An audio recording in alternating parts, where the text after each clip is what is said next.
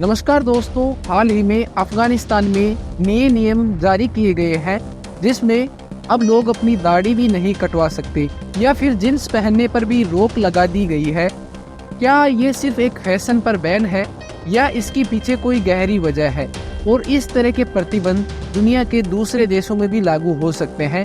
आइए आज की इस वीडियो में हम सभी इन सवालों के जवाब जानेंगे। वीडियो के आखिर तक बने रहिए और देखिए किस तरह अफगानिस्तान के इन नए नियमों की वजह से लोगों की जिंदगी पर क्या असर पड़ा है और कैसे ये तालिबान सरकार का सोच का हिस्सा बना है। अफगानिस्तान में तालिबान के सरकार ने नए नियमों की घोषणा की है जो पुरुषों और महिलाओं दोनों पर सख्त पाबंदियां लगाते हैं।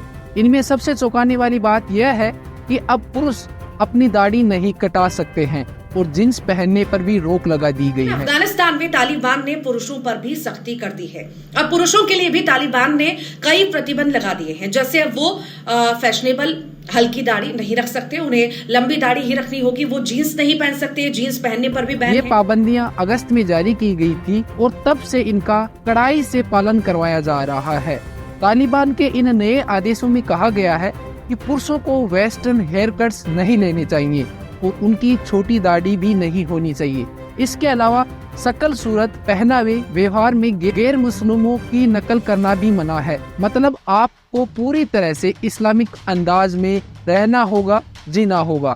तालिबान की सोच के मुताबिक हर इंसान को इस्लामिक परंपराओं और असूलों के अनुसार चलना चाहिए। यही कारण है कि पुरुषों को रमजान के दौरान नमाज में शामिल होना और रोजा रखना भी जरूरी कर दिया है। जो ऐसा नहीं करेंगे उन पर कार्रवाई की जाएगी। यहाँ तक कि गैर मुस्लिम गतिविधियों में भी हिस्सा लेने पर रोक लगा दी गई है। अब यहाँ एक बड़ा सवाल उठता है, अगर कोई इन नियमों को नहीं माने तो क्या होगा?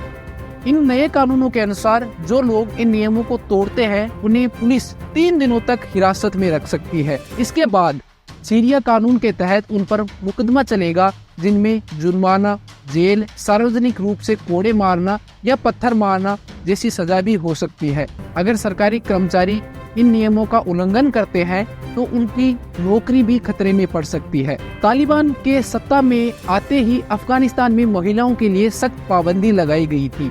उन्हें स्कूल जाने से रोक दिया गया, घर से बाहर निकलने पर सख्त नियम बनाए गए और व्यक्तिगत आजादी को सीमित कर दिया गया। पुरुषों पर भी इसी तरह के नियम लागू हो रहे हैं जिनसे उनकी व्यक्तिगत आजादी पर गहरी चोट पहुंच रही है। सोचने वाली बात यह है कि ऐसे नियम क्यों बनाए गए? क्या तालिबान का मकसद अफगानिस्तान को पूरी तरह से अपनी परंपराओं और नियमों के हिसाब से ढालना है? और क्या ये सही है कि किसी भी समाज में लोगों की निजी आजादी इतनी सीमित कर दी जाए? यहाँ पर सबसे बड़ी समस्या यह है कि इस तरह के नियम केवल लोगों के पहनावे या दिखावे तक सीमित नहीं है। ये नियम इस्लामिक कट्टरपंथी को बढ़ावा देते हैं और समाज को एक ऐसी दिशा में ले जाते हैं जहां व्यक्तिगत आजादी की कोई जगह नहीं बचती। ऐसे में सवाल यह उठता है, क्या तालिबान जैसे शासन में लोगों के पास अपने फैसले लेने की आजादी कभी होगी? तो दोस्तों, आज की इस वीडियो में हमने जाना कि अफगानिस्तान में तालिबान सरकार द्वारा लागू किए गए नए सख्त कानून और इनका लोगों की जिंदगी पर क्या असर हो रहा है। तालिबान का यह कदम सही है? क्या किसी समाज को इस तरह की पाबंदियों में बांधना सही है? और क्या अफगानिस्तान के लोग कभी अपनी व्यक्तिगत आजादी पा सकेंगे? अगर आप इस सवाल का जवाब जानना चाहते हैं तो सोचिए, क्या ऐसी पाबंदियां किसी भी देश या समाज के विकास में सहायक हो सकती हैं? शायद नहीं, क्योंकि व्यक्तिगत आजादी के बिना कोई समाज आगे नहीं बढ़ सकता। उम्मीद करते हैं कि भविष्य में अफगानिस्तान के लोग एक बेहतर और आजाद समाज में जी सकेंगे।